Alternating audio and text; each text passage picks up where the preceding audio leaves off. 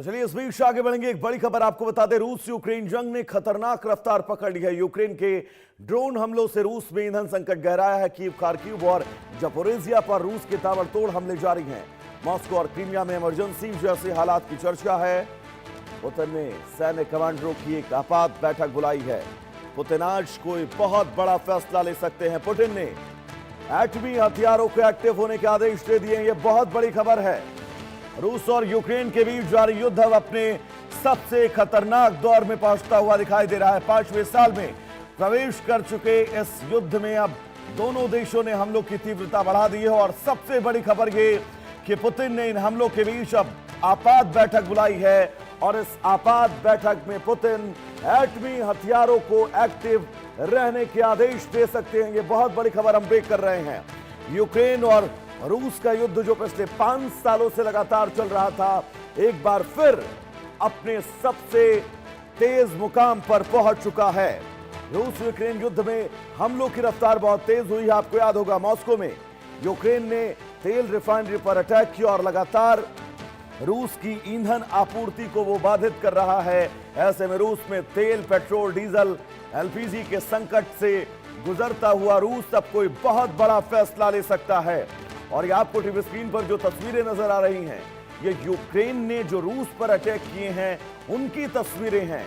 उनके जितने भी ईंधन के प्लांट हैं, उन प्लांटों को निशाना बनाया जा रहा है। यानी कि ऊर्जा आपूर्ति पूरी तरह से ठप किए जाने की कवायद यूक्रेन की। अब ऐसे में रूस आगे क्या फैसला लेने वाला है? क्या ये युद्ध अब परमाणु युद्ध में बदलने वाला है? सूत्रों के हवाले से खबर यह है कि पुतिन आज अपनी सैन्य कमांडरों की बैठक में यह फैसला ले सकते हैं कि एटमी जितने हथियार हैं उनको पूरी तरह से तैयार रखा जाए और रूस किसी भी वक्त यूक्रेन पर परमाणु बम से हमला कर सकता है। यह बहुत बड़ी खबर है।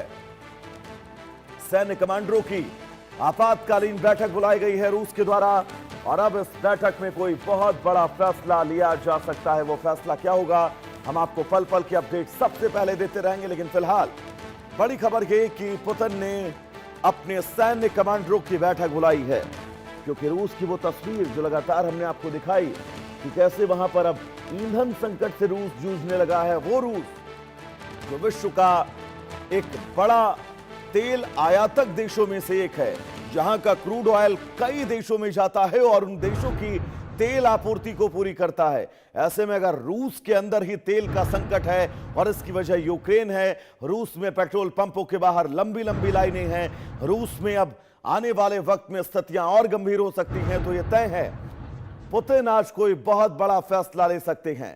और पुतिन हमेशा बड़े फैसलों के लिए जाने भी जाते हैं कि वो तेल रिफाइनरियां हैं, जिन तेल रिफाइनरियों पर यूक्रेन अपने ड्रोन के जरिए अटैक कर रहा है। एक साथ 500-600 ड्रोन मार रहा है। यानी कि रूस अगर एंटी ड्रोन के जरिए इन ड्रोन को खत्म भी करना चाहे तो 2-4 ड्रोन ऐसे होते हैं जो इन तेल रिफाइनरियों को पूरी तरह से आकर नष्ट कर देते हैं। और अब ऐसे में रूस बड़ी चुनौतियों से जूझता हुआ। आदित्य हमारे साथ जुड़े हुए हैं, हमारे सहयोगी हैं, तमाम जरूरी अपडेट्स आप तक पहुंचाएंगे। आदित्य, बहुत बड़ी बैठक पुतिन बुलाने जा रहे हैं और हो सकता है कि बहुत बड़ा फैसला कई दशकों का पुतिन जो है वो ले सकते हैं आज इस बैठक में। आदित्य जी बिल्कुल, देखिए वैभव, दोनों ही तरफ हम देख रहे हैं किस तरीके से विनाश हो रहा है। चाहे यूक्रेन की बात करें, रूस की बात करें, यूक्रेन बारंबार जो है रशिया के ऑयल फैसिलिटीज पे कहीं ना कहीं अटैक कर रहा है ताकि उसकी कहीं ना कहीं इकोनॉमी को वीकन कर सके। जो ये वॉर पे उसको जो पैसा मिल रहा है, कहीं ना कहीं हम देख रहे हैं ऑलरेडी जो है तेल संकट और गैस संकट ऑलरेडी विश्व में चल रहा है, मिडिल ईस्ट में जो कॉन्फ्लिक्ट चल रही है। और यूक्रेन में अगर हम की के कैपिटल में यूक्रेन की कैपिटल का हालत देखें तो जोरदार रशिया की तरफ से अटैक हो रहे हैं। और आज पुतिन की जो है वॉर कमांडर्स के साथ जो ये कमांडर्स का जो बैठक है, ये काफी ज्यादा इम्पोर्टेंट है। किस तरह से क्या आगे रणनीति बनाता है रशिया, क्या बारंबार यूक्रेन को इस तरह से अटैक करता है या फिर अब अपना इस युद्ध को अंत करने का कुछ सोचता है व्लादिमीर पुतिन या नहीं, ये देखने वाली बात रहेगी। क्योंकि अन्य दोनों ही देशों में काफी ज्यादा जो है डिस्ट्रक्शन हो रहा है। अगर हम रेजिडेंशियल एरियाज की बात करें यूक्रेन में, खार्किव और कीव जैसे शहरों पे रशिया के काफी मिसाइल और ड्रोन से जो हमले हो रहे हैं उससे काफी ज्यादा नुकसान हो रहा है। तो अब देखने वाली बात हो गया क्योंकि युद्ध में अब तो दुनिया में और भी अब जो है युद्धों की पूरी लाइन लगी है। हम ऑलरेडी देख रहे हैं कि मिडिल ईस्ट में भी युद्ध के पूरे पूरे संकेत हैं, और अब ये रशिया यूक्रेन का युद्ध। जी।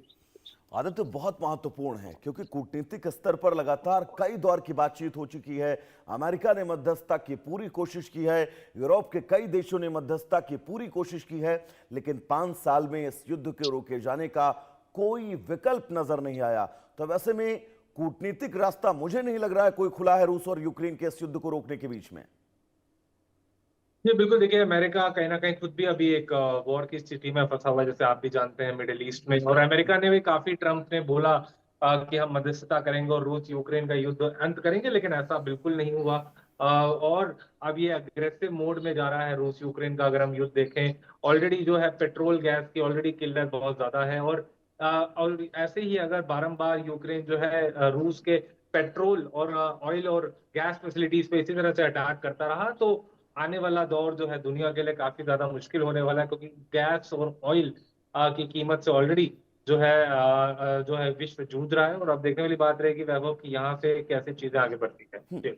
आदित्य, एक चीज मैं आपसे और समझना चाहूंगा, क्योंकि अमेरिका, जैसा कि आपने जिक्र किया, पश्चिम एशिया और मिडिल ईस्ट में उलझा हुआ है, और दूसरी तरफ रूस और यूक्रेन का ये माना जाए इस वक्त अलग थलग पड़ गया है, क्योंकि अमेरिका फिलहाल जो है वो दूसरे युद्धों में बिजी है। अमेरिका की तरफ से डोनाल्ड ट्रंप इस वक्त हॉर्मुज स्ट्रेट और ईरान पर उनका सबसे ज्यादा फोकस है।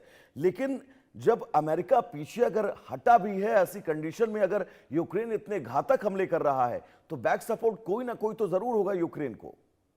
जी बिल्कुल, देखिए कहीं ना कहीं अन्य तमाम जो वेस्टर्न यूरोपियन नेशंस है वो कहीं ना कहीं यूक्रेन को पूरी तरीके से सपोर्ट कर रहे हैं। और देखा जाए तो काफी ज्यादा अभी समय स्थिति बहुत ज्यादा अनुकूल नहीं है रशिया यूक्रेन के लिए, दोनों के लिए, क्योंकि बारंबार इस तरह से रशिया भी अटैक करता है, फिर रिटेलिएशन में यूक्रेन उसके ऑयल डिपोज और गैस फैसिलिटी पे इस तरह से अटैक करता है। तो काफी कहीं ना कहीं अमेरिकन और वेस्टर्न यूरोपियन का पूरा देशों का पूरा सपोर्ट है यूक्रेन को। और देखने वाली बात रहेगी कि कैसे आगे आने वाले समय में क्या ये युद्ध समाप्त होता है, या निरंतर ये रूस और यूक्रेन का युद्ध चलता रहेगा। जी। बिल्कुल आदित्य, और सबसे महत्वपूर्ण यह है सैन्य कमांडरों की बैठक जो होनी है। इस सैन्य कमांडरों की बैठक पे कोई बहुत अहम फैसला रूस की तरफ से लिया जा सकता है। मैं चाहूंगा, क्योंकि आप विदेश मामलों में बहुत ज्यादा दिलचस्पी रखते हैं और स्टडी भी करते रहते हैं, विदेश मामलों के जानकार के तमाम सवाल जो है वह हमने पूछे कि युद्ध रुकेगा नहीं रुकेगा, तो उनका कहना था कि युद्ध फिलहाल नहीं रुकने वाला है। लेकिन अब रूस इस सिचुएशन में आगे किस रणनीति पर काम कर सकता है? परमाणु, लोगों का कहना है कि कोई बहुत बड़ा परमाणु अटैक भी रूस कर सकता है यूक्रेन के ऊपर। नहीं, परमाणु हमला जो है रशिया कहीं ना कहीं आसानी से नहीं बचेगा कर इससे, सकता, हाँ। क्योंकि हम्म। कहीं ना कहीं क्योंकि यूरोप ने, वेस्टर्न यूरोप ने कहीं ना कहीं सैंक्शंस लगाए हुए हैं अभी भी रशिया पर। और अमेरिका ने भी कहीं ना कहीं रूस पे जो है सैंक्शंस लगाए हुए हैं। तो कहीं ना कहीं सैंक्शंस का दबाव रशिया पे बना है। और अब लेकिन देखने वाली बात रहेगी कि कैसे रिटालिएट करता है रूस, क्योंकि सैन्य कमांडरों की आज मीटिंग है पुतिन के साथ। तो देखने वाली बात होगी वैभव कि कैसे यहाँ चीजें आगे बढ़ती हैं। आदित्य, बहुत शुक्रिया आपका इस तमाम जरूरी अपडेट्स के लिए। तो चलिए दर्शकों, इस बीच आगे बढ़ेंगे, एक बड़ी खबर आपको गाजियाबाद से बताएंगे। गाजियाबाद में अवैध मजार पर बुलडोजर